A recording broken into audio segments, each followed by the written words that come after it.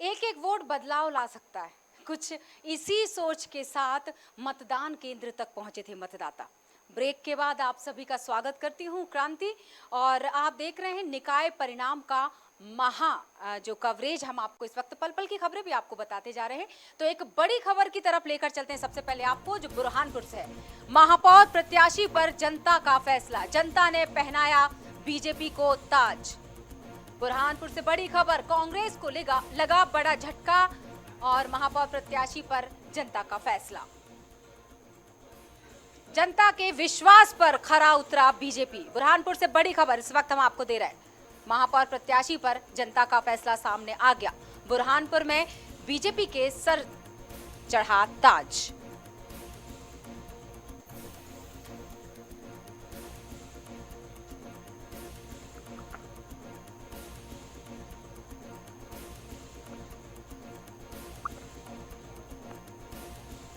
इस वक्त की बड़ी खबर बुरहानपुर की हम आपको जानकारी दे रहे हैं, जहां बीजेपी जीत चुकी है। स्पष्ट तौर पर कहा जाए तो बुरहानपुर में बीजेपी की जीत। और जो बात आपने सुनी होगी, मैं दोहरा देती हूँ स्टूडियो से, कि आपने वो चीज सुनी होगी ना कि एक नारी सब पर भारी। कुछ ऐसा ही नजर आया, क्योंकि महिला प्रत्याशियों की अगर हम बात करें तो ये देखने को मिल रहा है कि सारी महिलाओं में, मतलब जितनी भी महिला प्रत्याशी थी ना, सब में कांटे की टक्कर देखने को मिल रही है।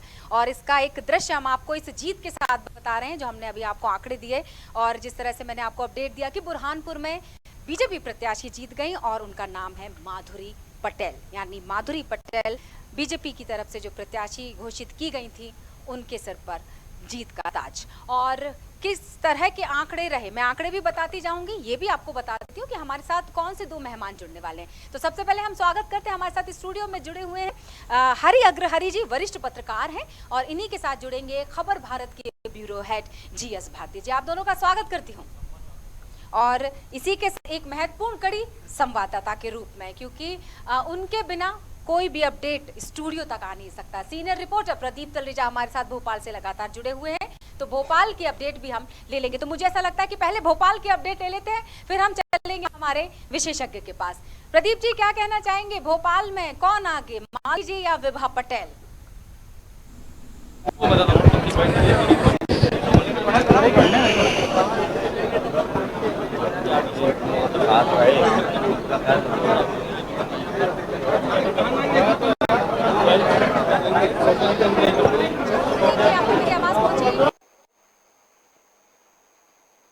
बहुत जरूरी है ये अपडेट आपसे लेना, तो मैं सुनिश्चित करूंगी अगर आप तक मेरा सवाल पहुंचा कि कौन आगे, मालती राय, बीजेपी से मालती राय या फिर विभा पटेल। और प्रदीप जी तक जब तक मेरी आवाज पहुंचे, मुझे लगता है बिना समय गंवाए मुझे थोड़ा आगे भी बढ़ाना चाहिए। लगभग जो मतगणना इस समय तो हो चुकी है, ये जो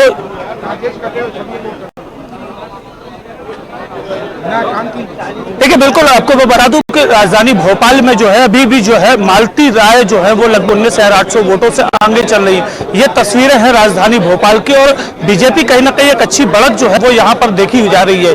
देखिए, कई जगह तमाम ऐसे भारतीय जनता पार्टी के जो प्रत्याशी है वो जीते हुए देखा गया। देखिए, वार्ड क्रमांक 3 और वार्ड क्रमांक 4 से जो है वो कहीं ना कहीं पार्षदों में जीत जो है उनको मिली है।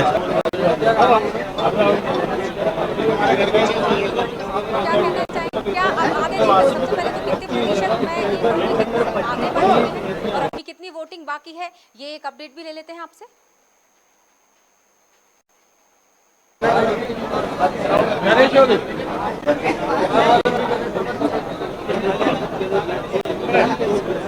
देखिए, अगर औपचारिक की बात की जाए तो अभी तो औपचारिक जो है घोषणा कम राउंड की गई, लेकिन तकरीबन जो हमारी जानकारी के अनुसार है वो 11 राउंडों की गिनतियां जो है वो लगभग समाप्त हो चुकी हैं।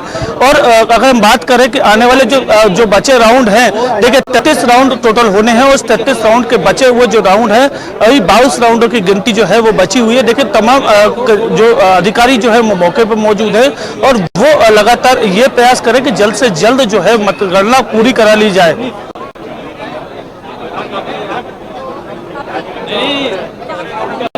थोड़ा सा मत मनभेद हुआ था, और ये भी कह सकते हैं मनभेद लगातार बना हो, क्योंकि राजनीति में एक नीति तो काम करती है, वो ये कि हम कितना भी विचारों के तालमेल की बात करें, लेकिन वो विचार जो है वो मनभेद तक पहुंच जाते हैं। तो फिलहाल तो हम ये बात करेंगे कि जो कमलनाथ जी ने कहा वो, और जो बात बीजेपी सरकार से भी पलटवार के तौर पर सामने आई थी वो, कहीं ऐसा तो नहीं कि कुछ डर, जिस डर की हम सुबह से ही लगातार बात कर रहे हैं, शायद उसी डर की वजह से एक तीखी नजर, पैनी नजर लगातार बनी हुई है।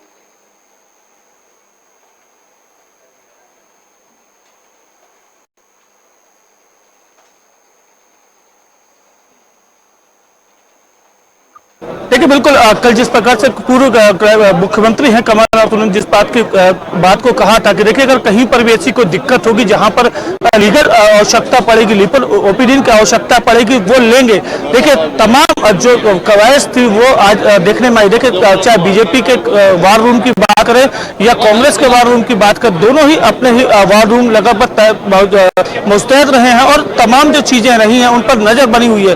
देखिए अभी तक जो सुबह जो हमने देखा है कि डाक मत पत्रों की गिनती को लेकर के कहीं ना कहीं जो आपत्तियां थी वो जरूर देखी गई थी। देखिए दूसरी आपत्ति, सबसे बड़ी जो आपत्ति जिसको कहा जा सकता है, विभा पटेल ने दर्ज कराई है। देखिए विभा पटेल ने दर्ज कराई कि जो अनाउंसमेंट है वो नहीं किया जाता, जिसके बाद जो शिकायत जो है उन्होंने निर्वाचन अधिकारी से की है। देखिए अब जो है उसके बाद जो है उस पर संज्ञान में लिया गया, संज्ञान में लेने के बाद जो है वो अनाउंसमेंट शुरू किया गया। यानी लगातार हम देख सकते हैं कि अभी जो उतार चढ़ाव का दौर बना रहेगा, क्योंकि जब तक शाम तक परिणाम सामने नहीं आ जाते कभी भी कुछ भी हो सकता है, ये दिमाग में सबने बैठा कर रखा हुआ है। प्रदीप जी, मैं आपको यहीं रोकूंगी क्योंकि हमारे साथ विशेषज्ञ जुड़े हुए स्टूडियो में, और हरि अग्रहरि जी आपसे चर्चा करना चाहेंगे। अभी थोड़ी देर पहले हमारी कुछ और विशेषज्ञों से जब चर्चा हुई, वरिष्ठ पत्रकार हमारे साथ सुरेश शर्मा जी भी बने हुए थे, और उसके पहले भी दिनेश जी हमारे साथ जुड़े थे। इन दोनों ने एक बात बहुत प्रमुखता से कही, उन्होंने कहा कि अब वक्त है दरअसल सही और गलत का, मतलब जनता अब फेवरेटिज्म जो एक शब्द चलता है राजनीति में, अब वो काम नहीं आ पाएगा। अब ये जो आंकड़े आ रहे हैं, जो तथ्य आ रहे हैं, जो अपडेट हम लगातार दे रहे हैं, उससे ये तो समझ में आ गया कि अब पसंदीदा जो शब्द जिसको हम फेवरेटिज्म इंग्लिश में बोलते हैं, अब वो काम नहीं करेगा। अब सिर्फ वही काम करेगा जो वाकई जनता के लिए काम करेगा। बात तो सही है, लेकिन आप ऐसा नहीं कर सकते। जनता का जो रुझान होता है, जनता क्या चाहती है, किसको वोट देना चाहती है, इसको आकलन करना बड़ा मुश्किल काम होता है।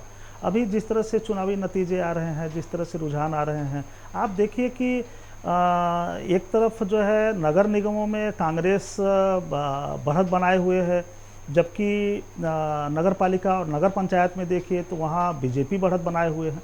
तो ऐसे में यह कहना बड़ा मुश्किल हो जाता है। हालांकि यह सही है कि जो हमारे 4 मुख्य महानगर हैं, इसमें जबलपुर और जो ग्वालियर, दोनों में जिस तरह से कांग्रेस लीड कर रही है, तो यह बीजेपी के लिए थोड़ा सा शॉकिंग कह सकते हैं, लेकिन यह नहीं कह सकते कि जनता का मूड क्या है, और इसके लिए यह कोई पैमाना नहीं होता। बिल्कुल सही, कोई पैमाना नहीं है, क्योंकि अब इंदौर की जब हमने बात की थी तो समझ में आ गया था कि स्मार्ट सिटी की तरह स्मार्ट सोच भी हो गई है अब लोगों की। तो अब हम बात करेंगे, हमारे साथ स्टूडियो में ब्यूरो हेड भी जुड़े हुए खबर भारत के। जी भारती जी, आप पूरा वहाँ भ्रमण कर आए हैं भोपाल का, और ख़ास तौर से उस जगह की बात करते हैं जहाँ से आप अभी होकर आए हैं। क्या है वहाँ का माहौल, क्या कहना चाहेंगे आप इस पूरे दृश्य को, इस परिदृश्य को देखने के बाद? देखिए क्रांति जी, अभी जो भी प्रत्याशी है उनकी भी परिणाम आने के पहले वो भी असमंजस में है, क्योंकि जो पोलिंग बूथ होते हैं तो कहीं पर जो प्रत्याशी होता है उसको अधिक वोट मिल जाते हैं, किसी पे कम मिल जाते हैं। तो कहीं जो प्रत्याशी होते हैं, कहीं कांग्रेस का आगे निकल जाता है, कहीं बीजेपी का आगे निकल जाता है। तो अभी मतगणना जो चल रही है तो उसमें अभी साफ तौर पर कहना मुश्किल है कि कौन से प्रत्याशी आगे मतलब निकल पाएगा कि नहीं, क्योंकि जब तक परिणाम क्लियर नहीं हो पाएंगे, तब तक पूरी काउंटिंग नहीं हो पाएगी, तब तक प्रत्याशियों को भी एक कह सकते हैं कि असमंजस की स्थिति बनी रहती है।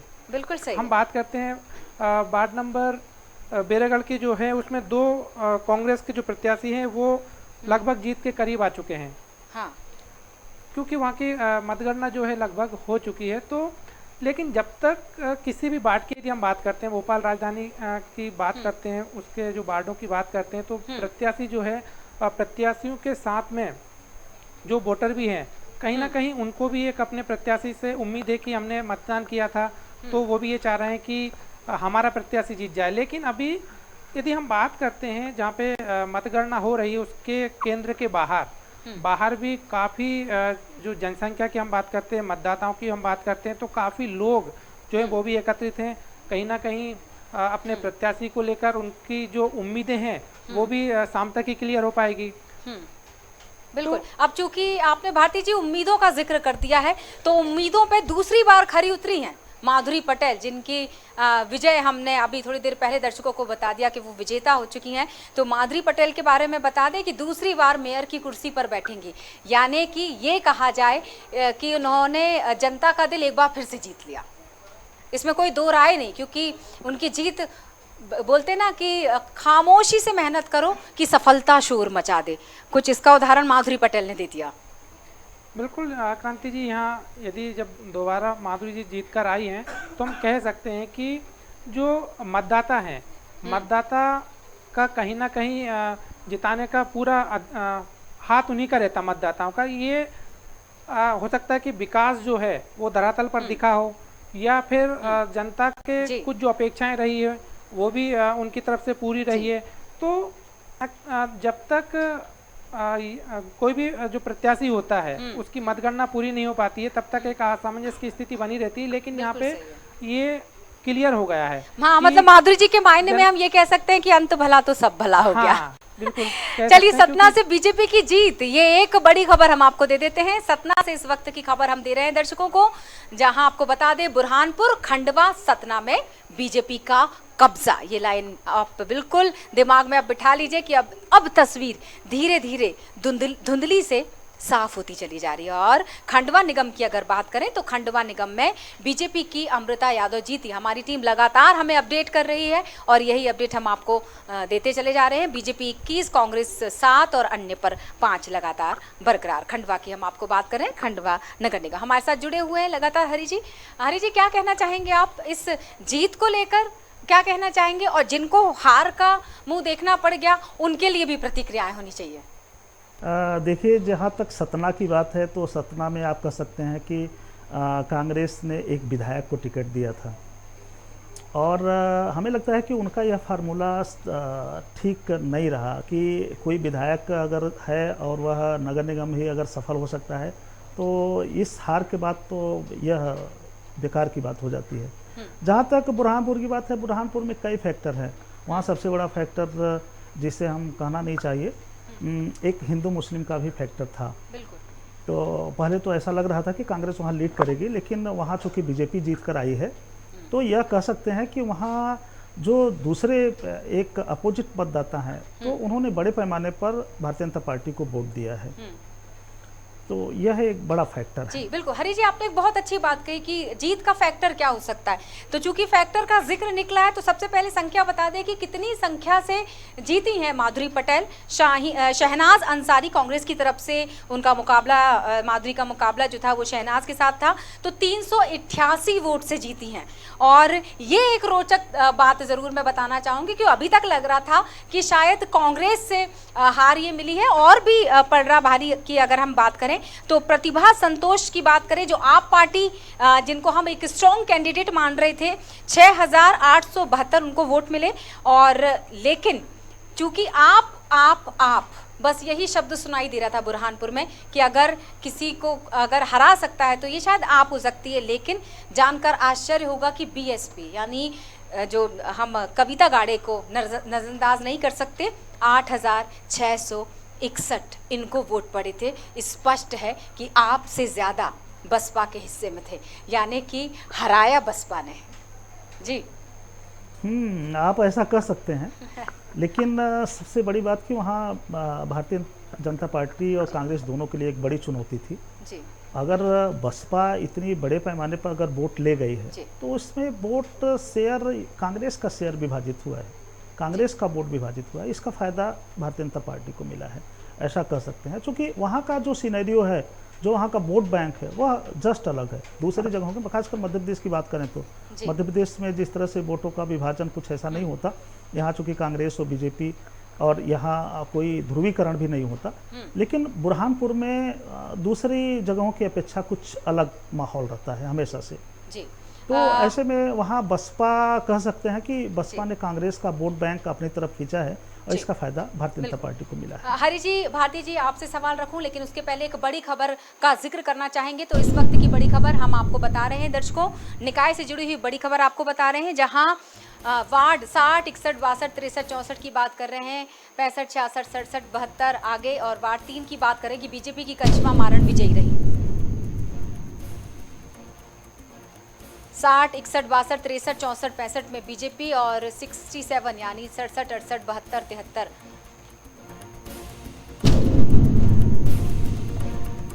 आपको बता दें वार्ड 3 से बीजेपी की जो करिश्मा मारन है वो विजयी, और वार्ड 56, 57 और 66 वार्ड में कांग्रेस आगे। आपको बता दें बीजेपी महापौर प्रत्याशी मालती राय से जुड़ी ये खबर कि 5,541 वोटों से लगातार आगे चल रही हैं।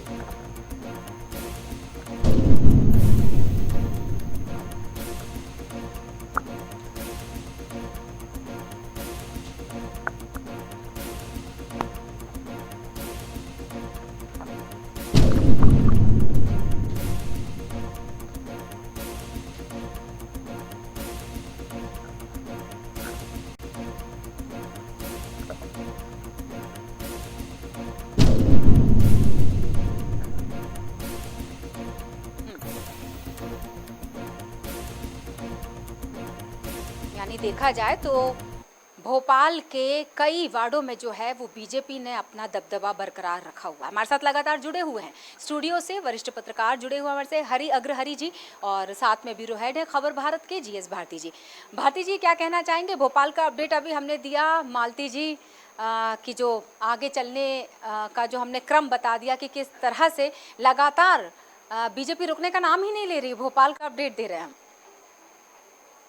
बात करते हैं राजधानी भोपाल की, तो मालती राय जो है बीजेपी प्रत्याशी महापौर पद के लिए, तो वो अभी बढ़त बनाए हुए हैं, लेकिन अभी कई चरणों की जो काउंटिंग होना है तो वो भी अभी बाकी है। यदि हम बात करते हैं शुरू से, तो मालती राय जो है वो बढ़त बनाए हुए हैं। और दूसरी बात यदि हम बात करते हैं तो पहले भी बीजेपी की तरफ से ही महापौर का जो पद था वो बीजेपी के पास ही रहा था नगर निगम का, तो इसका भी यदि हम बात करते हैं तो इसका लाभ भी जो है बीजेपी को हो सकता है कि यहाँ पे मिल जाए।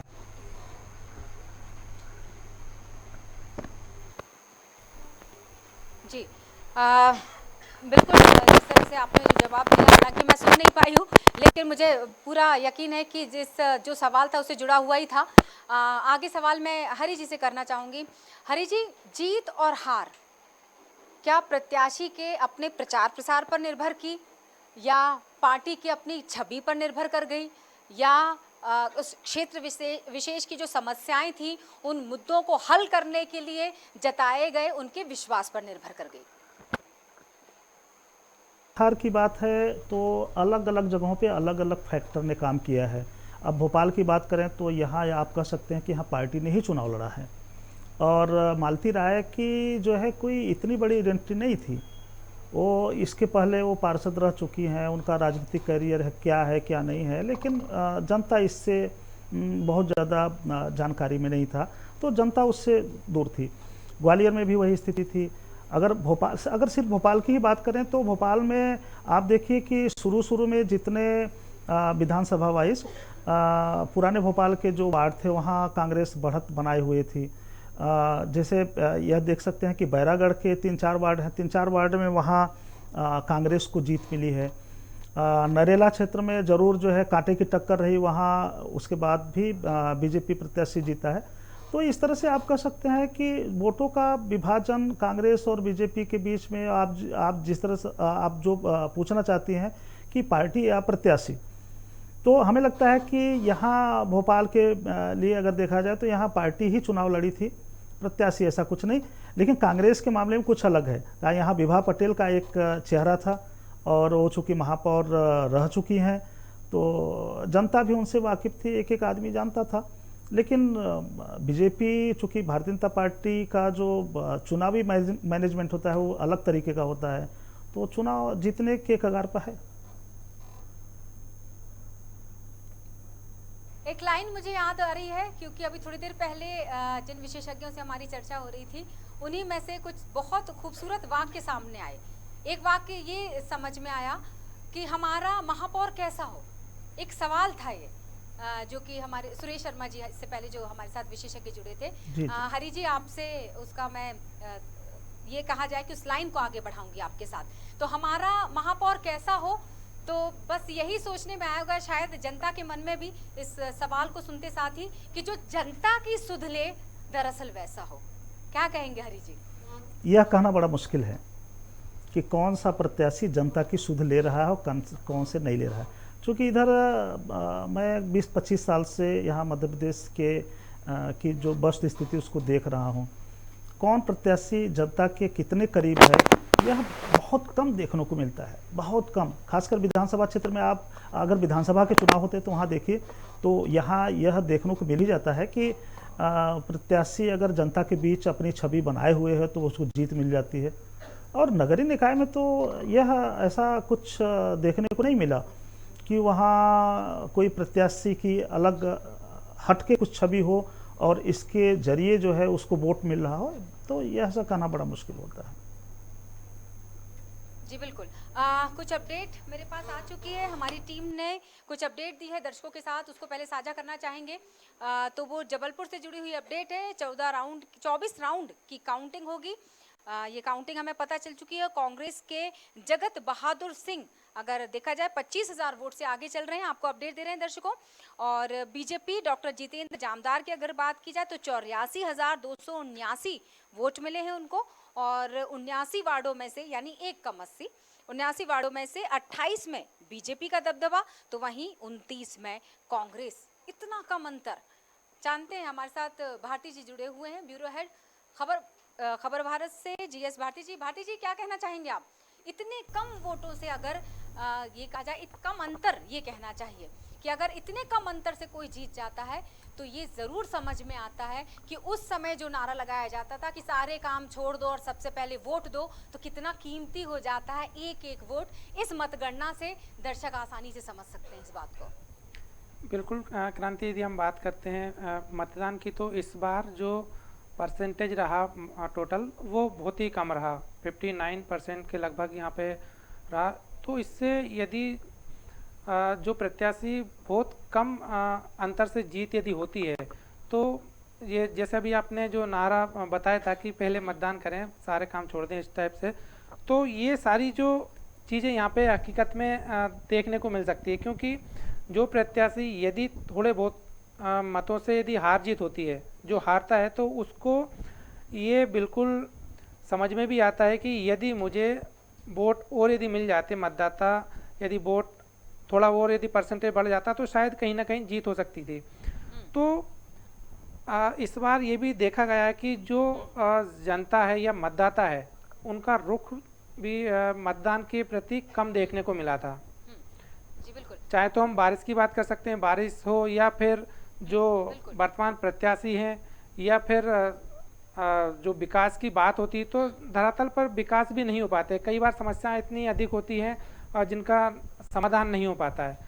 तो इस वजह से भी जो मतदाता होता है वो कहीं ना कहीं प्रत्याशियों से, पार्टी से चिढ़ा होता है, जो फिर मतदान करने भी नहीं जाता है। और इस बार तो देखने को ये भी मिला है कि जो पोलिंग बूथ पर मतदाता जाता है तो उसका नाम नहीं होने की वजह से वहाँ पे, तो वो भी फिर मतदान नहीं किया उसने, और जो उसको पर्चियाँ मिलती थी वो भी वहाँ पे उसको फाड़ते हुए वहाँ से निकल जाता है कि नहीं, मुझे मतदान ही नहीं करना। तो इस बार देखा जाए तो कई तरह की जो समस्याएं रही मतदान करने में, जो परसेंटेज रहा, तो इसकी कई वजह क्रांति देखने को यहाँ पे मिली है। बिल्कुल से भारती जी हमारे साथ कांग्रेस प्रवक्ता जुड़ चुके हैं। मुझे लगता है एक सवाल जो बहुत देर से इंतजार कर रहा है प्रवक्ताओं से पूछने के लिए, उसमें से कांग्रेस प्रवक्ता से बात रखना चाहेंगे। हमारे साथ संजय जुड़े हुए हैं। संजय जी, बहुत बहुत स्वागत है आपका खबर भारत में। नमस्कार, मेरी आवाज आ रही है आपको? नमस्कार। फोन लाइन पर हमारे साथ जुड़ेंगे संजय जी, हमारे साथ लाइव जुड़ चुके हैं। बहुत अच्छी खबर की बहुत ज़रूरी हो जाता है सभी लोगों का जुड़ना, ताकि हम एक ओवरऑल जिसको हम बोलते हैं कुल मिलाकर हम उसका आकलन कर सके किसी भी खबर का, किसी भी मुद्दे का। तो हमारे साथ जुड़ चुके हैं संजय जी। संजय जी, बुरहानपुर में बीजेपी की जीत, भोपाल में बीजेपी का आगे चलना, क्या कहा जाए इसको, आप किस तरह से देखते हैं? बट बतौर पार्टी का प्रतिनिधित्व करते हुए मैं आपसे ये सवाल रखूंगी। चुनाव क्या मैडम इन दो जगहों पर ही हुआ है? चुनाव मध्य प्रदेश का है। अब इस बात को समझें कि पिछले चुनाव में कांग्रेस कहीं पर भी नहीं थी। इस चुनाव में जनता कांग्रेस को कम से कम स्पष्ट रूप से मैं 3 से 4 जगह लाते हुए देख रहा हूं। तो भारतीय जनता पार्टी की नीतियों और नीतियों के साथ जो जनता नाराज है, भ्रष्टाचार को मुद्दे को लेके, महंगाई के मुद्दे को लेके, जमीन पर बिजली और पानी की समस्याओं को लेके, तो इस तरीके से कांग्रेस को जनता हाथों हाथ ले रही है। और ये इस बात का संकेत है स्पष्ट रूप से कि जनता एक मन बना रही है कि अब एक बीजेपी की वादा खिलाफी बहुत हो गई, अब कांग्रेस को फिर से वापस एक मौका दिया जाए। हाँ, हालांकि ये और अभी कुछ जगहों पर देखने को मिल रहा है संजय जी। क्या देखने को मिल रहा है कुछ ही जगहों पर? जी संजय जी, आप अपनी जो बात भी स्पष्ट तो आपने- कीजिए। जी, स्पष्ट भी करती हूँ और सवाल भी रखती हूँ आपके सामने, ध्यान से सुनिए। बिल्कुल बिल्कुल, जो मोस्ट बात वेलकम। आपने कही बिल्कुल। थी, उस बात के आधार पर ये लाइन आपके साथ शेयर कर लेती हूँ कि थोड़ा है, थोड़े की जरूरत है। क्या कुछ ऐसा ही समझा जाए आपकी पहली वाली लाइन से? नहीं नहीं नहीं, इसको आप अन्यथा ना लें। आप इस बात को समझिए कि कांग्रेस पार्टी जिस तरीके से जमीनी मुद्दों को लेकर संघर्ष कर रही है, जनता अब बहकावे में आने वाली नहीं है भाजपा के। जनता को ये समझ में आने लगा है कि एक मजबूत विपक्ष और एक मजबूत ताकत भारतीय जनता पार्टी की रीतियों नीतियों के खिलाफ आवाज बुलंद करने वाली एक ही पार्टी बचती है, जो कांग्रेस पार्टी है। तो अब इसको मौका देना चाहिए। हम तो स्वस्थ लोकतंत्र में सभी का स्वागत करते हैं। मैं आम आदमी पार्टी की प्रत्याशी का भी स्वागत करता हूं जीतने पर, और भी कोई अगर जीतता है तो उसका भी स्वागत है। निश्चित रूप से स्वस्थ लोकतंत्र के लिए एक मजबूत विपक्ष का होना बहुत जरूरी है, नहीं तो सत्ता निरंकुश हो जाती है और जो मर्जी आए वो करती है। तो मुझे ऐसा लगता है कि कांग्रेस ने इस चुनाव में अपने आप को अच्छी खासी ताकत के साथ महसूस कराया ही नहीं है, बल्कि उसके शाम तक आते आते आप देखिएगा रिजल्ट के तौर पर, नतीजे के तौर पर उसके कितने प्रत्याशी विजेता होते हैं और कितने महापौर बनते हैं। अब खंडवा में भी बीजेपी को जीत मिल गई, क्या कहेंगे? कोई देखिए मैडम, एक बात बताइए, जो सत्तारूढ़ पार्टी है और इतनी बड़ी पार्टी है, तो उसके तो प्रत्याशी जीत रहे हैं, इसमें क्या बुराई है? लेकिन कांग्रेस पिक्चर से तो बाहर नहीं है ना। आप इस बात को तो नहीं कह सकते कि कांग्रेस को आप खारिज कर देंगी। कांग्रेस की उपस्थिति इस चुनाव में जिस तरीके से हुई है, उससे भारतीय जनता पार्टी को आने वाले 2023 के चुनाव के लिए ठीक संकेत मिल गया है। उन्हें मालूम है कि चुनौती, एक बार तो उन्होंने कमलनाथ जी की सरकार गिरा दी किसी तरह खरीद फरोख्त करके, लेकिन अब ऐसा नहीं होगा। जनता को समझ में आ चुका है कि कल से आप खाने, आटा, दाल, चावल, तेल पे भी टैक्स बढ़ाएंगे, आप खाने का तेल भी 200 रुपए करेंगे, आप गैस के सिलेंडर पे भी आए दिन पैसे बढ़ाएंगे, आप पेट्रोल डीजल पे भी पैसे बढ़ाएंगे। तो परिवार तो सबको चलाना है ना मैडम, रोजगार है नहीं। तो आप समझो ना, जनता कहां जाएगी? और लोकल चुनाव है ये। लोकल चुनाव में क्षेत्र के मुद्दे बहुत हावी रहते हैं, लोकल क्षेत्र के। लेकिन तो इस ग्वालियर छोटे में से पड़ाव लेकर से मध्य प्रदेश में बड़ी लोग बिजली का मंजिल की संकट तरफ भुगत रहे हैं, बढ़ा पानी का है संकट भुगत रहे हैं। जी जी जी। जी संजय जी, एक छोटे से पड़ाव, आपने कहा ना एक छोटे से पड़ाव है, तो इस छोटे से पड़ाव से बड़ी मंजिल की तरफ आगे बढ़ रही है बीजेपी, क्योंकि सतना खंडवा में जीत और इंदौर भोपाल में बढ़त। अब भी बीजेपी के लिए छोटा सा पड़ाव है मैडम। आपको अब भी लगता है बीजेपी के लिए छोटा सा पड़ाव है? 2 सीट से लेके देश को गुमराह करके जो पार्टी केंद्र में बैठी है, उसको अब ये महापौर के चुनाव छोटे से पड़ाव लगते हैं? तो फिर भारतीय जनता पार्टी की नहीं, सोच का ही मैंने भगवान आपकी मालिक है। उस बात का जवाब दिया, माफ कीजिएगा, मुझे ऐसा लगता है मैं हरी जी से सवाल ले लेती हूँ। हरी जी, आप सुन पा रहे होंगे संजय जी की बातों को? जी जी हरी जी, जी बोलिए। थोड़ी सी आवाज मैडम, आवाज। जी बिल्कुल आवाज पहुंच रही होगी। संजय जी भी जो बातें शेयर कर रहे हैं, साझा कर रहे हैं जो बातें। देखिए, जहाँ तक संजय जी की बात है और कांग्रेस की बात है, तो ठीक है, उनका अपना नज़रिया है। लेकिन अगर ओवरऑल देखा जाए तो भारतीय कांग्रेस पार्टी को जो जीत मिली है, तो जहाँ तक अभी तक जो जितनी बढ़त मिली है, आप कह सकते हैं कि उनके लिए एक बहुत बड़ी बात है। भारतीय जनता पार्टी जहाँ यहाँ 16 नगर निगम जहाँ चुनाव हो रहे हैं, तो उसमें 16 के 16 में भारतीय जनता पार्टी का कब्जा था। ऐसे में अगर कांग्रेस 1-2 सीट भी ले जाती है तो उनके लिए यह बड़ी बात कह सकते हैं आप। और संजय जी कह रहे हैं ठीक है, उनका कहना भी सही है अपनी जगह पे, लेकिन जहाँ तक जनता की बात करें तो जनता आप इससे आकलन नहीं कर सकते। या लोकल चुनाव है, लोकल चुनाव में ऐसा कुछ नहीं कह सकता कि अगर स्थानीय मुद्दे होते हैं, अगर पब्लिक किसी पार्टी को अगर वोट देती है, जिताती है, तो यह नहीं कह सकते कि आगे चलकर किसी लोकसभा या फिर विधानसभा के चुनाव में भी ऐसा होगा, ऐसा कुछ नहीं है। ठीक, सर संजय जी। मैं एक बात कहना चाहता जी हूँ। बिल्कुल, संजय जी से कंप्लीट करेंगे नहीं, हम बातचीत को। नहीं, मैं बिल्कुल सहमत हूँ आदरणीय की बात से कि निश्चित रूप से क्षेत्रीय के मुद्दे होते हैं, तो मैं वही अर्ज कर रहा हूँ आपसे और सभी लोगों से कि बिजली, आज मैं ग्वालियर से बिलोंग करता हूँ, 4 से लेके 8 घंटे तक बिजली बिना पूर्व सूचना के रोज गायब होना ये नियमित हिस्सा है। पिछले कम से कम 2 से 3 महीने से जनता त्राहिमाम कर रही है। जब सुबह बच्चों को भेजने का समय आता है स्कूल तो बिजली गायब है, जब दोपहर में आदमी के भोजन करके विश्राम करने का समय होता है तब बिजली गायब है, जब शाम को आदमी ऑफिस से थका आ रहा था, जरूरी काम निपटाता तो दोपहर 2 घंटे गायब है। पानी की पीने की समस्या का आलम है कि पीले पानी की सप्लाई हो रही है, बदबूदार पानी की सप्लाई हो रही है। जमीन पर सड़कों का आलम ये है कि जहाँ जहाँ जरा सी बारिश हुई और पूरी सड़कों की पोल खुल गई, तो ये स्थानीय मुद्दे तो है ही ना। और दूसरी बात, मैं जिन एक मिनट मेरा मुझे अपनी बात पूरी कर लेनी दीजिए, उसके बाद मैं आपको पूरा सुन लूंगा। दूसरी बात, मैं जिस राष्ट्रीय मुद्दे की बात कर रहा हूँ वो राष्ट्रीय मुद्दा नहीं है, वो आप भी गृहिणी है, मैं भी गृहस्थ हूँ, यहाँ बैठे हुए दोनों लोग भी अपना, हमारे साथी आदरणीय परिवार चलाते हैं। महंगाई का असर हम सबके ऊपर बराबर से आएगा। ऐसा नहीं हो सकता कि आप अगर सत्तारूढ़ पक्ष की हैं तो आपको 2 रुपए किलो कम मिल जाए, ऐसा नहीं होता। वो मार सबके ऊपर पड़ेगी तो भारतीय जनता पार्टी को इसका खामियाजा आज नहीं तो कल भुगतना पड़ेगा। मैं इसमें कहाँ गलत कह रहा हूँ? हाँ बिल्कुल बिल्कुल सही बोल रहे हैं आप। मैं आपकी एक एक बात है, एक एक शब्द से इत्तेफाक रखती हूँ, लेकिन अब मैं आपको दूसरा अपडेट भी देती हूँ, फिर सवाल रखती हूँ। 5वें राउंड की मतगणना में मैं सागर का अपडेट दे रही हूँ, जहाँ भाजपा की संगीता सुशील तिवारी 9,807 वोटों से आगे चल रही हैं। यानी क्या ये कहा जाए कि अगर हार मिलती है कांग्रेस को, जहाँ जहाँ हार मिलती है, ये शब्द यूज़ करूँगी, तो वहाँ सीख लेना चाहिए। वो जो लाइन कहते हैं कि असफलता एक चुनौती, उसे स्वीकार करो और कहाँ क्या कमी रह गई देखो और सुधार करो। नहीं, कांग्रेस को सुधार करने के लिए तो कांग्रेस कभी भी मना नहीं करती। दरअसल अब क्या है, सुधार कांग्रेस पार्टी को नहीं करना है, आप बात को समझिए। कांग्रेस पार्टी को सुधार करने की आवश्यकता नहीं है। कांग्रेस पार्टी जनता से जुड़े हुए मुद्दों में सुधार करवाना चाहती है भारतीय जनता पार्टी से। और प्रशासन का कैसा इस्तेमाल करती है भारतीय जनता पार्टी, ये किसी से छुपा हुआ तो नहीं है। हाँ, जहाँ सत्ता का बेजा इस्तेमाल हो सकता है वहाँ भारतीय जनता पार्टी का पूरा प्रयास रहता है। और ये तो अभी आधा चुनाव निपटा है, अभी शाम तक और बचे हुए चरणों का चुनाव और जान दीजिए, तमाम जगह परिणाम पलटेंगे। आप देखिए बुरहानपुर में भारतीय जनता पार्टी की मेयर चुनी गई है 388 वोटों से। इसको आप जीत कहेंगी, मैं कहूंगा हारते हारते बच गई। तो फर्क समझिए ना।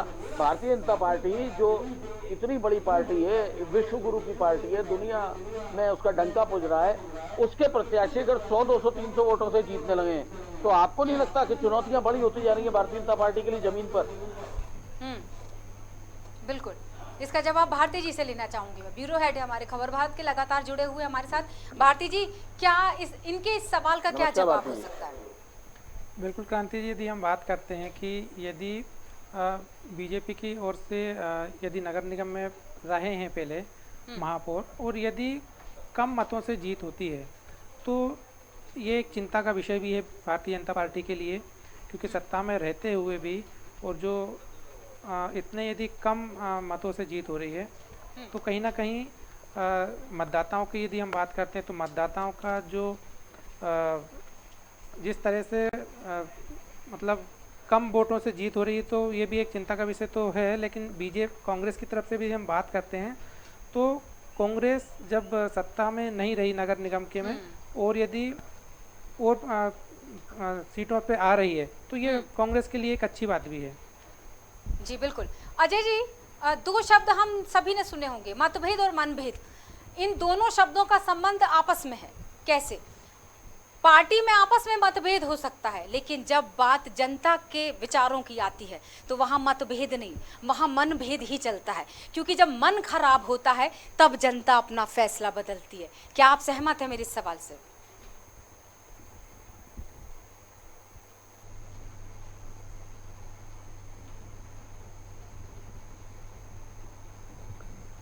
आवाज नहीं आ रही उन तक, शायद आवाज नहीं पहुंच रही।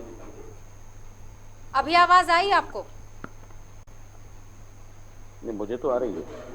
बिल्कुल। क्या होता है, भावनाओं से भरे सवाल को उसी भावना के साथ दोबारा रख पाना बहुत मुश्किल हो जाता है। मैं दोबारा कोशिश करती हूँ कि जैसे राजनीति में अगर दो पार्टियों के बीच में मतभेद फिर भी खत्म किए जा सकते होंगे, एक समय के बाद शायद लाइन मिल जाती होगी, लेकिन अगर जनता के साथ पार्टी का मनभेद हो गया तो वो मन से अगर उतर गई कोई पार्टी तो फिर जनता का दिल दोबारा जीतना बहुत मुश्किल हो जाता है। क्या लगता है आपको?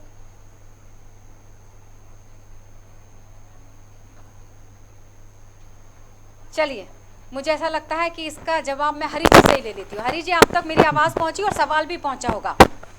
देखिए, आप बिल्कुल सही कह रही हैं। और अभी कांग्रेस के जो नेता हैं बोल रहे थे कि बिजली के मुद्दे पर कि मध्य प्रदेश में हमने तो 2000 के पहले 2005 के पहले का समय भी देखा है जब बिजली थी ही नहीं। लेकिन हम यह जो भी बोल रहे हैं यह एक पत्रकार के नज़रिए से, हमारा कोई राजनीतिक एजेंडा नहीं है और हम कोई राजनीतिक व्यक्ति भी नहीं है। तो इस तरह से कहने के लिए, और खासकर बिजली के मुद्दे पर तो कांग्रेस को कुछ हमें लगता है कि अभी नहीं बोलना चाहिए। अभी तो इनको खुश होना चाहिए कि इनको जनता थोड़ी बहुत जो है महत्व दे रही है, लेकिन अभी इनको और कुछ बहुत कुछ करने की ज़रूरत है जी।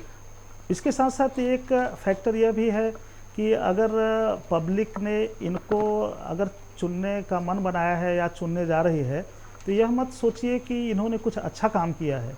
यह बीजेपी के प्रति, भारतीय जनता पार्टी के प्रति जो नाराजगी है उसका परिणाम हो सकता है और इससे ज़्यादा कुछ नहीं। जी जी, चलिए हम सतना से एक बड़ी खबर आपको बता देते हैं।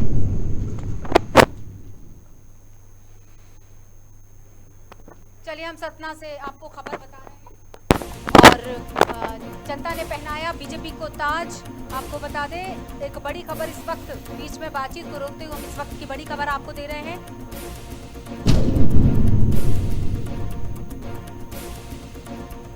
सतना से बीजेपी प्रत्याशी योगेश ताम्रकार जीते, कांग्रेस प्रत्याशी सिद्धार्थ कुशवाहा को हराया। जनता ने पहनाया बीजेपी को ताज। योगेश ताम्रकार सतना से बीजेपी प्रत्याशी जीत चुके हैं।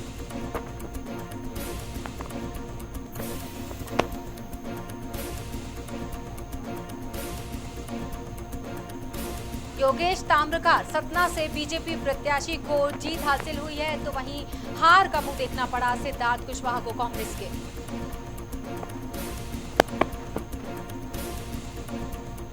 सतना से बीजेपी, एक बार फिर से सतना में बीजेपी जीत चुकी है।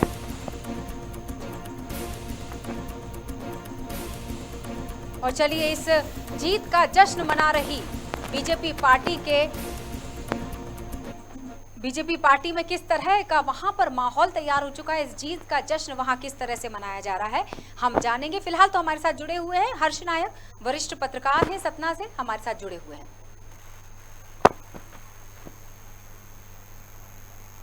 हर्ष नायक हमारे साथ जुड़ चुके हैं फोन लाइन पर, वरिष्ठ पत्रकार सतना से सीधे। क्या कहना चाहेंगे हर्ष जी? हर्ष का विषय है, एक पार्टी के लिए हर्ष का विषय, लेकिन वहीं दूसरी पार्टी अगर बात की जाए जिनको हार का मुंह देखना पड़ा, उनके लिए निराशा वाला समय।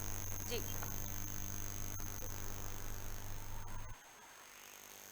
नमस्कार। जी नमस्ते हर्ष जी, स्वागत है आपका। जी, यहाँ पे भारतीय जनता पार्टी के उम्मीदवार योगेश ताम्रकार 24,916 वोटों से जीत गए हैं। जी जी बिल्कुल सुन पा रही हूँ हर्ष जी, आप बातचीत जारी रखिएगा। हाँ, और दूसरे नंबर पे यहाँ पे कांग्रेस के प्रत्याशी हैं जिनको 38,376 मत मिले हैं। तीसरे नंबर पे बहुजन समाज पार्टी से शहीद अहमद लड़े थे, उनको 25,151 मत मिले हैं। और सईद अहमद जी जो है वो कांग्रेस के पूर्व मंत्री रह चुके हैं दिग्विजय सिंह के शासनकाल में। वो कांग्रेस छोड़ के बहुजन समाज पार्टी में मिल गए थे। जी, क्या कारण हो सकता है? सतना की, विशेष रूप से सतना की ही बात करेंगे हम। वैसे तो हर क्षेत्र के अलग अलग कारण हैं जीत के। फिलहाल चूंकि इतना से आप जुड़े हैं तो सतना की जीत का कारण बीजेपी ने जो परचम लहरा दिया है, उसका एक बड़ा कारण क्या हो सकता है? क्या है जनता की सोच बीजेपी को लेकर? जनता की ये सोच ये थी कि हमको एक अच्छा प्रत्याशी मिले, और योगेश सरकार जो भारतीय जनता पार्टी के प्रत्याशी हैं, और लोगों को लगा कि नगर निगम में जो भ्रष्टाचार फैला है वो कम होगा, इस सोच से उनको वोट दिया जी।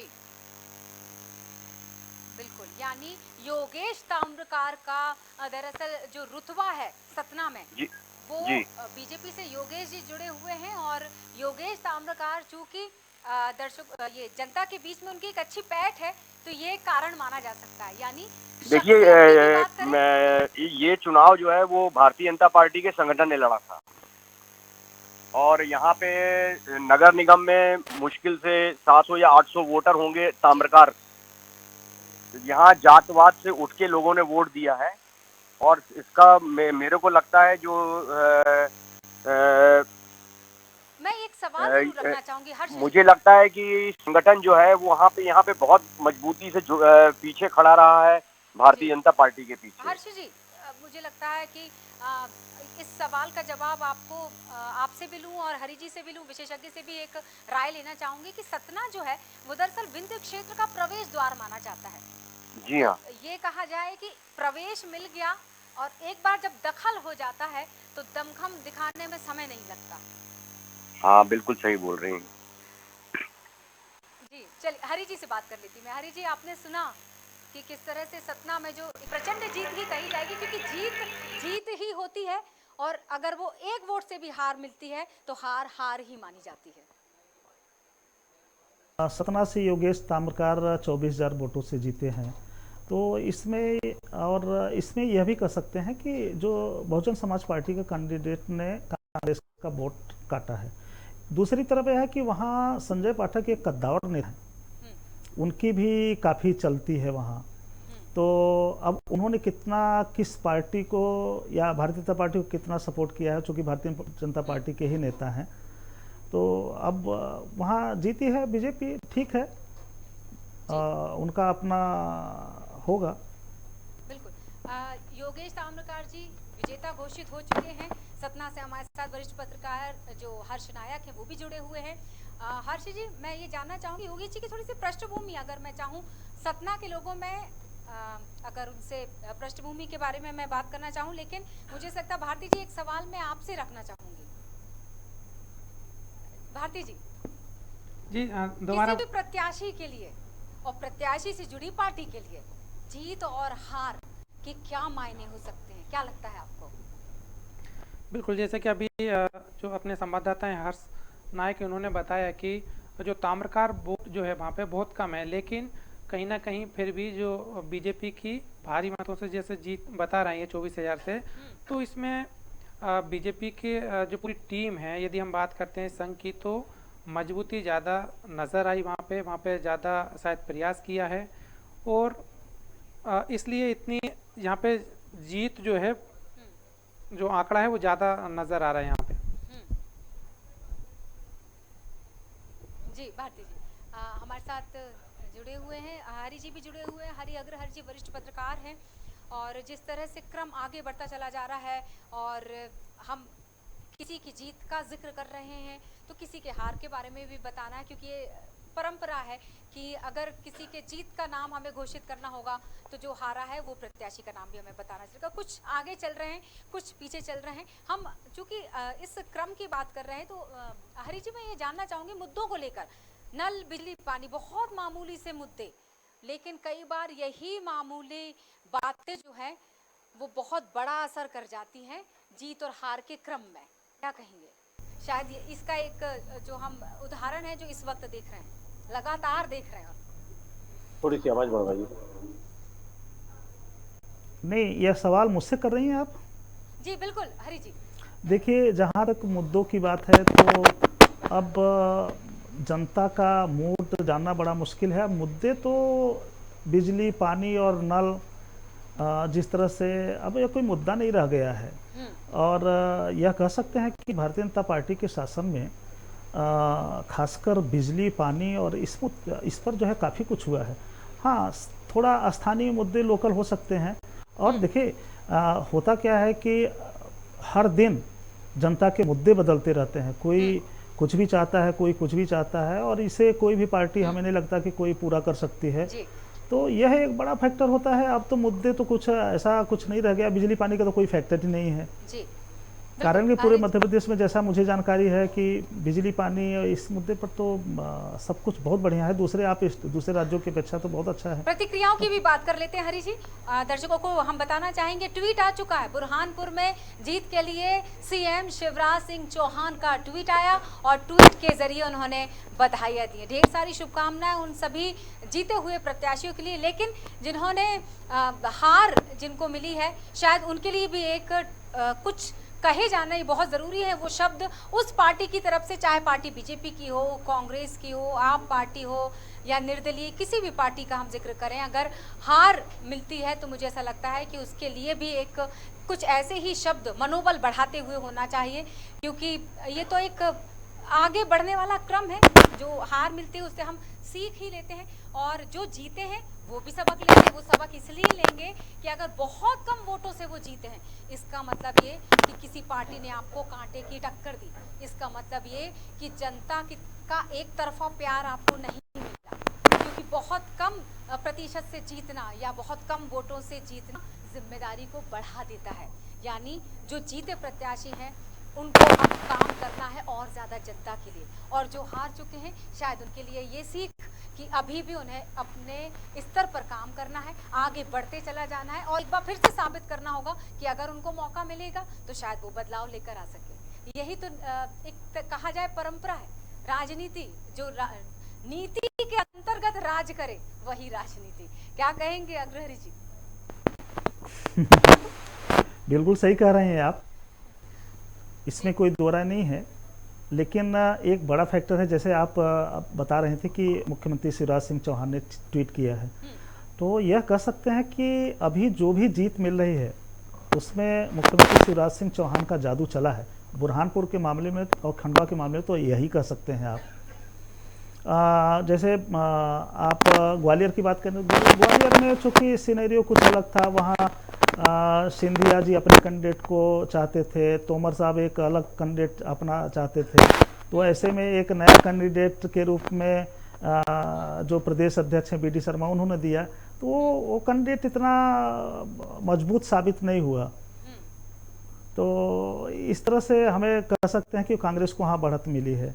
तो अब अगर ओवरऑल देखा जाए तो कहीं शिवराज सिंह चौहान का जादू चला है, तो कहीं स्थानीय मुद्दे, और कांग्रेस के लिए भी अच्छी बात है। कांग्रेस बीजेपी से जो नाराजगी थी तो इनको वोट मिल गया, ठीक है, वो चलेगा। वो तो स्थानीय जो चुनाव होते हैं। आपने अभी जो बात कही उससे एक बात जरूर है कि वक्ता होना भी बेहद जरूरी है, क्योंकि अपनी बात को समझा पाना जनता तक बहुत मुश्किल काम है। बीच में ये बात भी आई थी निकलकर कि कमलनाथ जी जनता से कम अपनी बातें कह पाते हैं। तो ये कहा जाए कि जनता तक अपनी बातें पहुंचाना भी बेहद ज़रूरी है। अपने तरीकों से वाकिफ करना भी जनता को बेहद ज़रूरी है। तो जहां एक वक्ता होना, बड़े नेताओं का, दिग्गज नेताओं का, वरिष्ठ पद पर बैठे आसीन उन लोगों का जनता तक अपनी बात पहुंचाना ज़रूरी हो जाता है, तो वहीं एक अच्छे कार्यकर्ता होना भी ज़रूरी है कि जो बातें, जो वादे आप करते हैं उन वादों को दावों के साथ निभाना बहुत ज़रूरी है। इसी बीच में एक छोटा सा अपडेट हमारे पास आ चुका है, भोपाल का ही अपडेट दर्शकों के साथ हम शेयर करना चाहेंगे। दूसरे राउंड में बीजेपी की मालती राय 13,211 उनको मत मिले हैं। उन मतों से वो आगे चल रही हैं। 57,500 जो 58 वोट डले हैं, और अब तक कुल 1,05,952 वोट डल चुके हैं।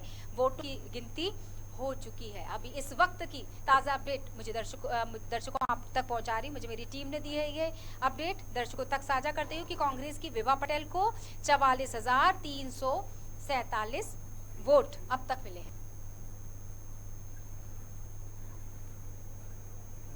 वार्ड 78 की भी हम बात कर लेते हैं। वार्ड 78 से भाजपा जिला अध्यक्ष की हम बात करें पचौरी, जिनके भाई नीरज पीछे चल रहे हैं, ये अपडेट है। 59 में से 39 सीटों पर बीजेपी, 18 में कांग्रेस, 2 में निर्दलीय आगे चल रहे हैं। यानी अभी मोटे तौर पर ये कह सकते हैं बीजेपी आगे चल रही है। 39 एक बड़ा जो अंतराल है कांग्रेस और बीजेपी के बीच में, वो अंतराल हम देख सकते हैं। कहां बीजेपी 39 पर है तो कहां कांग्रेस जो है वो 18 के साथ आगे चल रही है।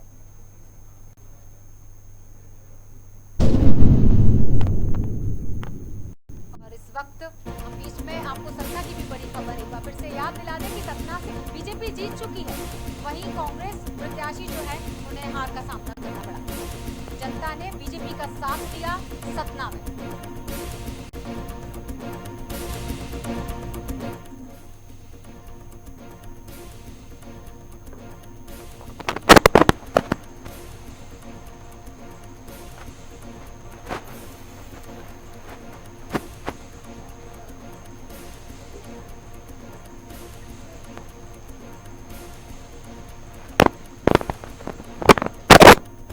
और जिस तरह से सतना में जीत का अभी हमने अपडेट आपको दे दिया है, सतना जीत चुका, खंडवा जीत चुका और ये कहा जाए कि बुरहानपुर जीत चुका। इन जीत को लेकर क्या आकलन लगाया जा रहा है, जनता की सोच का भी आकलन लगाया जा रहा है, और जो पार्टी हारी वो क्यों हारी, ये सवाल भी खड़ा हो चुका है। तो हमारे साथ संपादक जुड़ चुके हैं खबर भारत से, अनूप सक्सेना जी हमारे साथ जुड़े हुए हैं। अनूप जी, क्या कहना चाहेंगे इस जीत हार के इस गणित में, जीतने का कारण और हार का मुंह जिनको देखना पड़ा उसके पीछे का कारण? जो अब तक परिणाम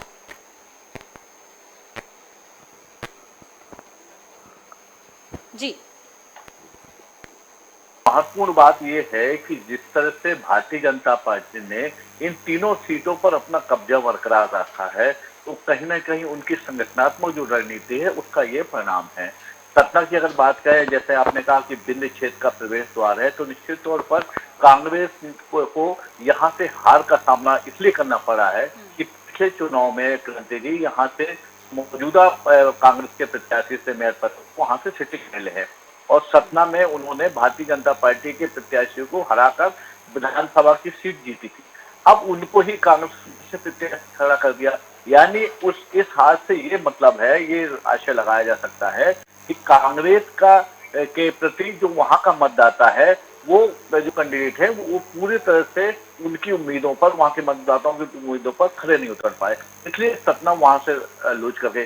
दूसरी बात, जहां तक भारतीय जनता पार्टी की प्रत्याशी की बात करें, योगेंद्र ताम्रकार संघ परिवार से उनके पिताजी के एक बड़े पदाधिकारी थे, शंकर लाल ताम्रकार जी, उनका एक बहुत अच्छा और बहुत अच्छा प्रभाव था, लेकिन सतना में भी बहुत जम के गुटबाजी थी भारतीय जनता पार्टी। आपको याद होगा जैसे प्रत्याशी तय हुए तो वहां के जो स्थानीय विधायक सांसद हैं गणेश सिंह, उनके भाई जो जिला पंचायत के पहले अध्यक्ष भी रह चुके हैं, उन्होंने दावा ठोक दिया था कि मैं चुनाव पे मैदान पे उतरूंगा, और उससे काफी जो राजनीतिक हलचल मच गई थी, लेकिन बाद में फिर उन्होंने वापस लिया। लेकिन अंदरूनी खाने में जो था कि योगेश ताम्रकार के साथ पूरी संगठन नहीं था, जो कई नेता ये थे कि घर बैठ गए थे। इस पे मुख्यमंत्री शिवराज सिंह चौहान ने खुद कमान संभाली और उन्होंने जाके जनता को समझाया, बताया कि भारतीय जनता पार्टी ही विकास का दूसरा नाम है।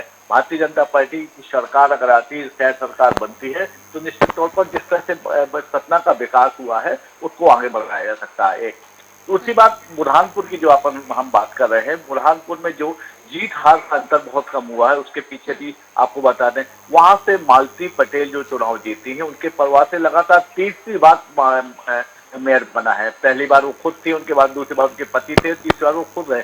तो यानी मालती पटेल के जो भी है प्रत्याशी, उन्होंने ये बता दिया है कि उन्होंने शहर में जिस विकास के काम किए हैं, जनता का विश्वास जीता है।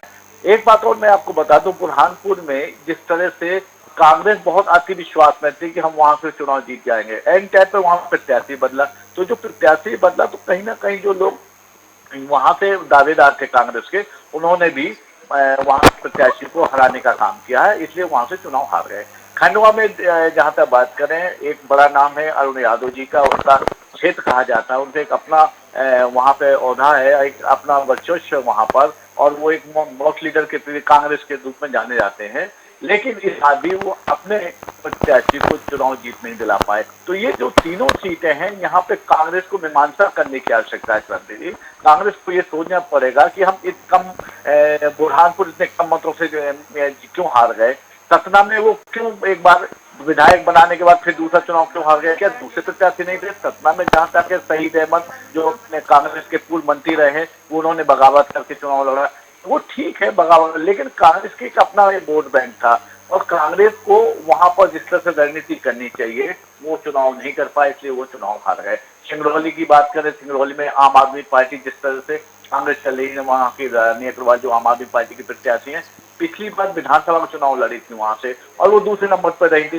तो तब से ही ये तय था कि वो एक बहुत एक वहाँ के जनता के जो मतदाता उनके लिए काफी लोकप्रिय है, और अगर भाजपा और कांग्रेस उन्हें अपना प्रत्याशी बनाते तो निश्चित तौर पे ये सीट आज एक संख्या बढ़ाती भाजपा या कांग्रेस की, लेकिन ऐसा नहीं हुआ, और रानी अग्रवाल लगातार वहां पर कांग्रेस और भाजपा के लिए सिरदर्द बनी हुई है। तो ये जो अभी तक के ट्रेंड है, ये इस पे ये बात है। अब आगे एक डेढ़ घंटे में लगभग तस्वीर स्पष्ट हो जाएगी, लेकिन ये चुनाव निश्चित तौर पर भारतीय जनता पार्टी के लिए बहुत ही अच्छे साबित हुए। हाँ, ये जरूर कहेंगे कि कांग्रेस भी अपना खाता खोल रही है, कांग्रेस को पास होने को कुछ नहीं था, लेकिन जिस तरह से कांग्रेस ने 2 या 3 सीटों पर बढ़त बनाई है क्रांति जी, उसका लाभ आने वाले विधानसभा चुनाव में जो 1 साल बाद चुनाव होने हैं, 1 साल बाद जो चुनाव होने हैं, उसका लाभ भारतीय जनता कांग्रेस को मिल सकता है क्रांति।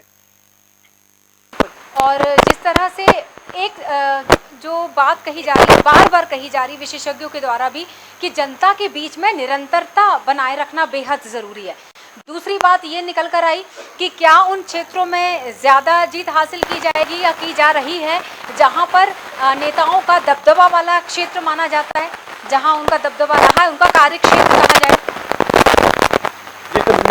देखिए क्या है कि अगर जिन 3 सीटों पर भारतीय जनता पार्टी को अभी जीत मिली है, यानी कांग्रेस को हार मिली है, वहां पर अगर अपन एनालिसिस करते पॉलिटिकल जो चेहरे हैं, बड़े चेहरे हैं, उनकी वहां पे कितनी भागीदारी रही है। जैसे बुरहानपुर में कांग्रेस ने खुद चुनाव लड़ा है, वहां पे जो कांग्रेस के इतने बड़े कोई दिग्गज नेता नहीं थे, और ना यहाँ से लोग गए, एक बार शायद कमलनाथ जी गए हैं वहां पे सभा की, उतना प्रभाव नहीं छोड़ पाए। दूसरा, सतना में भी मुख्यमंत्री ने खुद मोर्चा संभाला, कांग्रेस के नेता बड़े नेता वहां पर बहुत ज्यादा सक्रिय नहीं रहे। मुख्यमंत्री ने जिस तरह से वहां पे अंदरूनी खाने पर भारतीय जनता पार्टी में जो रिपोर्ट आई, मुख्यमंत्री इतने लोकप्रिय हैं कि जनता उनकी बात को विश्वास रखती है, और ये जो परिणाम है ये साबित हो गया सतना में कि जिस तरह से मुख्यमंत्री ने वहां पर 2-3 सभाएं की, रोड शो किया, और लोगों को बताया कि हम भारतीय जनता पार्टी की सरकार जनता के प्रति काम करने वाली सरकार है, उसका लाभ सत्ता में मिला। यह रहा सिंगरौली में बात, सिंगरौली में भी यही हालत है, लेकिन सिंगरौली में जिस तरह से भारतीय जनता पार्टी की तैयारी थी, वो जो या जिसे ये कहें इसको उन्होंने प्रत्याशी खड़ा किया था, वहां के मतदाताओं के मापदंड में वो खड़े नहीं उतरे, और इसलिए वहां पर आम आदमी पार्टी को मौका मिला। अगर खाता खुलता है, रानी अग्रवाल जीतती है सिंगरौली से, तो क्रांति जी निश्चित तौर पर ये देखिएगा कि आने वाले चुनाव में आम आदमी पार्टी मध्य प्रदेश में भी अपना प्रभाव दिखाएगी। को मिली थी, मुझे ऐसा लगता है कि ये सवाल जरूर बनता है कि जब प्रवक्ताओं से हमारी चर्चा हो रही थी तो एक लाइन प्रवक्ता ने बोली थी कि ये तो पहले से ही तय था कि जीतना हमें ही है। तो ये जो विश्वास जब अति विश्वास में बदल जाता है तो संशय खड़े कर देता है, सवाल खड़े कर देता है कि कहीं इस राजनीति में फिर से रणनीति का काम तो नहीं कर गया। क्रांति जी, इसे अगर इस यूं देखें, अगर अपन देखें कि अगर भारतीय जनता पार्टी के प्रवक्ता दावा करते हैं तो उनको ये देखिए कि चुनाव संगठन लड़ता है। आपको याद होगा जब प्रत्याशियों की घोषणा हो रही थी, तब उन्होंने भारतीय जनता पार्टी के प्रदेश अध्यक्ष बी डी शर्मा जी ने या मुख्यमंत्री जी ने यह कह दिया था कि हम प्रत्याशी की बात नहीं कर रहे हैं, हमारा सिंबल हमारा प्रत्याशी होगा। और निश्चित तौर पर जिस तरह से कार्यकर्ताओं ने चुनाव प्रत्याशियों की घोषणा के पहले काम करना शुरू कर दिया था, उससे काफी पहले से, कांग्रेस से पहले चुनाव प्रचार शुरू हो गया था भारतीय जनता पार्टी के।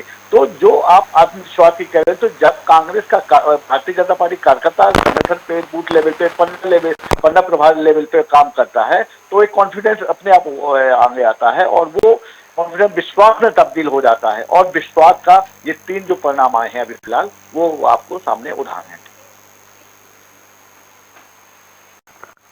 जी बिल्कुल सही बोले। हमारे साथ हरि अग्रहरि जी भी लगातार जुड़े हुए हैं। मैं उनसे ज़रूर बात करना चाहूँगी, कितना सहमत हैं अभी तक जितनी बातचीत हुई है। हरि जी, क्या कहना चाहेंगे आप अनूप सक्सेना जी की इस बात को सुनकर?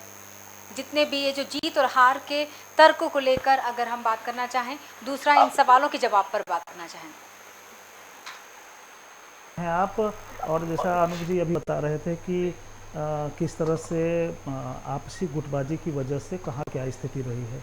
जहाँ तक मेरा मानना है कि भारतीय जनता पार्टी जहाँ भी चुनाव लड़ रही है और वह हमेशा विश्लेषण करती है कि कांग्रेस के पिछले कार्यकाल, पिछले मतलब कि चाहे 15 महीने का कार्यकाल हो या फिर 2005 के पहले का कार्यकाल हो, हमेशा उससे आकलन करती है।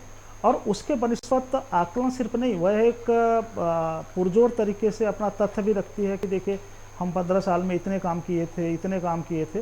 तो कोई भी प्रवक्ता हो, चाहे भारतीय जनता पार्टी का हो या कांग्रेस का हो, अगर भारतीय जनता पार्टी का प्रवक्ता अगर यह कॉन्फिडेंट है, अगर आत्मविश्वास रखता है कि हम इन जगहों पर हम जीतेंगे या फिर इतनी सीटों पे हम विजय अगर दर्ज करेंगे, तो स्वाभाविक है वो जिस तरह से वो आकलन करते हैं, तो वो तो कह सकते हैं कि हम इतनी जगहों पे हमारी जीत होगी।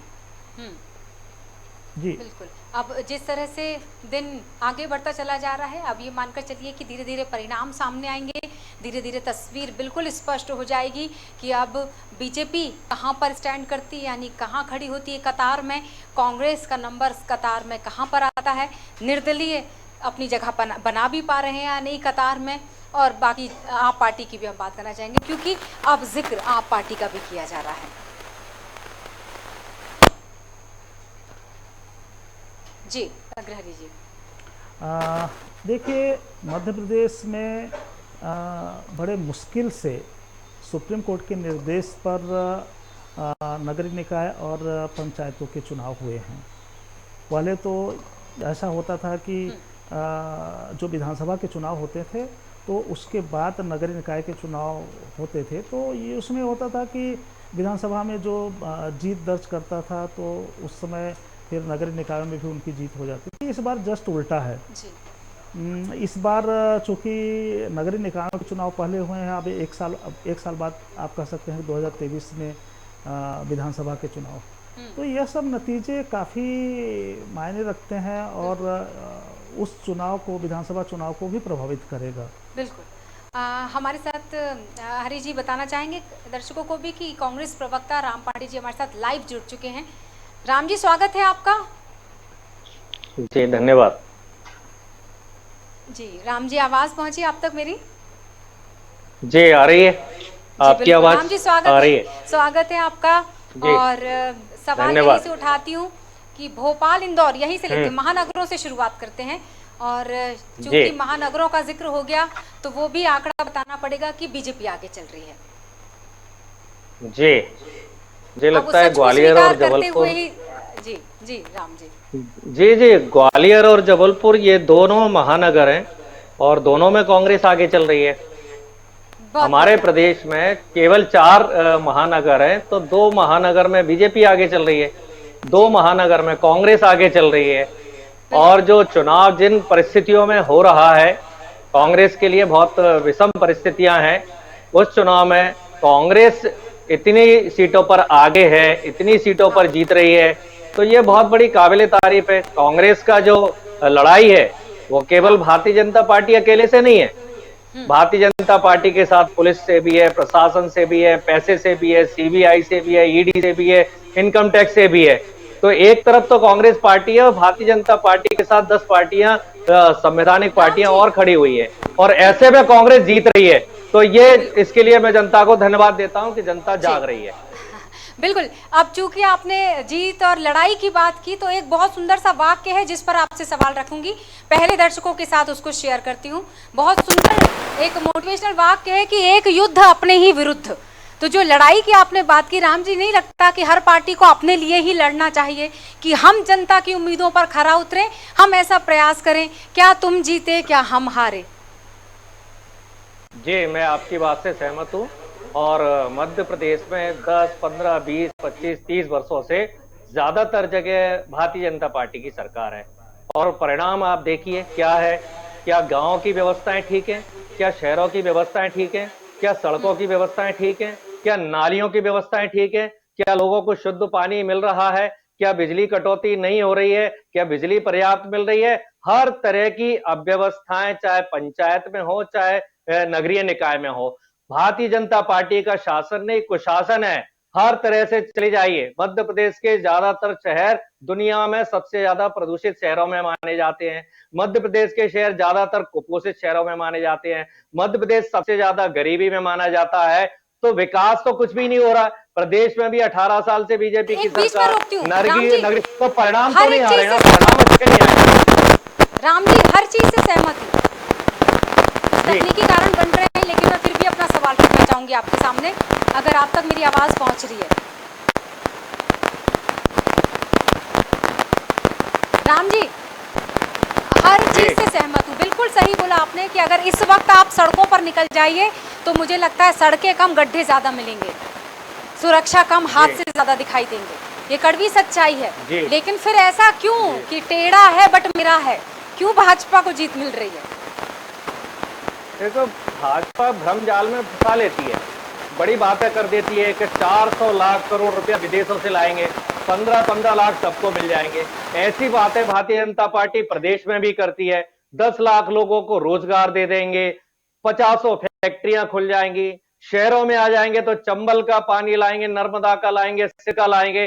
तो जो भारतीय जनता पार्टी झूठी घोषणाएं करती है और उस पर अरबों रुपया प्रचार में खर्च कर देती है, जनता को गुमराह कर देती है, ये इनके जीतने का कारण बन जाता है। लेकिन कहते हैं ना, पाप का घड़ा भरता है, तो इनकी बुराइयों का घड़ा भर रहा है और वो फूट रहा है। आपको यहाँ रोकूंगी, एक सवाल करना है, आगे बढ़ रही है, भारतीय जनता पार्टी पीछे जा रही है। जी, मैं मानती हूँ ना, एक सवाल भी रख लेती हूँ आपसे।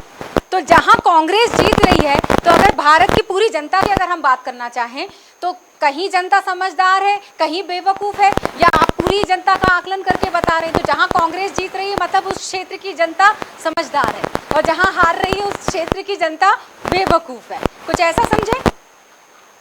नहीं, ये तो भारतीय जनता पार्टी देश की जनता को मूर्ख समझती है, इसलिए कह देती है कि 15-15 लाख आपके अकाउंट में डाल देंगे, 2 करोड़ नौकरियां दे देंगे, बुलेट ट्रेन चला देंगे। मैं ग्वालियर की बात करता हूं, मैं ग्वालियर से हूं। शिवराज सिंह जी जब भी यहाँ आते हैं, चंबल का पानी लाऊंगा, थाटीपुर पुनर्घनत्वीकरण योजना शुरू करूंगा, रोपवे बनाऊंगा, जेसी मिल के कर्मचारी, तो सारी बातें जब खुद करते हैं, ये भ्रम फैलाते हैं और जनता इनके भ्रम जाल में फंस जाती है। लेकिन कहते हैं ना कि हर चीज की अति होती है, तो भारतीय जनता पार्टी ने झूठ की अति कर दी है। इस कारण कांग्रेस का ग्राफ आप पिछले चुनावों से तुलना कीजिए, कांग्रेस का ग्राफ बहुत ज्यादा बढ़ रहा है और भारतीय जनता पार्टी का पिछले चुनाव से आप तुलना कीजिए, बहुत नीचे जा रहा है। 16 नगर निगम में कांग्रेस की एक में भी महापौर नहीं था, लेकिन आज आधी जगह कांग्रेस बढ़त पे है और आधी जगह भारतीय जनता पार्टी पीछे जा रही है।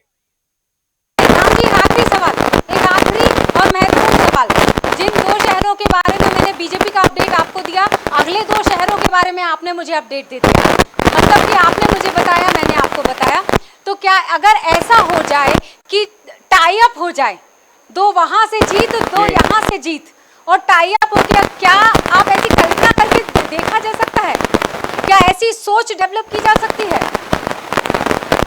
देखिए, जहां से भारतीय जनता पार्टी जिन 2 बड़े शहरों में आगे है, भारतीय जनता पार्टी ने नफरत के, घृणा के बीज वहां बहुत ज्यादा बो दिए हैं। तो भारतीय जनता पार्टी जो देश में माहौल खराब कर रही है, उन 2 शहरों में ज्यादा भारतीय जनता पार्टी ने माहौल खराब किया हुआ है, इसलिए भारतीय जनता पार्टी थोड़ा सा वहां आगे चल रही है। लेकिन उन दोनों शहरों की जनता जाग गई है। पिछले चुनाव के परिणाम देख लिए भारतीय जनता पार्टी के उन दोनों शहरों में, और इस बार के चुनाव के परिणाम आपके सामने धीरे धीरे आ रहे हैं। तो भारतीय जनता पार्टी का जो वोट प्रतिशत है, वोटों की संख्या है, उन दोनों शहरों में भी कम होती जा रही है। बिल्कुल सही है, और परिणाम बता ही देगा कि किसकी बूती बोलती है और किसकी बोलती बंद होती है। फिलहाल आपको यही धन्यवाद करना चाहूंगी। कांग्रेस प्रवक्ता राम पांडे जी जुड़े हुए थे और इसी के साथ स्टूडियो से जुड़े हुए हरि अग्रहरि जी को भी मैं धन्यवाद करना चाहूंगी। और जिस तरह से आप देख रहे हैं इस वक्त खबर भारत के साथ आप सीधा प्रसारण देख रहे हैं, हम निकाय परिणाम का महा कवरेज आपको दिखा रहे हैं, पल पल की अपडेट आपको बता रहे हैं, कौन जीता कौन हारा ये युद्ध लगातार बरकरार रहेगा जब तक मतगणना चलती रहेगी। आप लेकिन कहीं मत जाइएगा, जुड़े रहिएगा हमारे साथ खबर भारत में।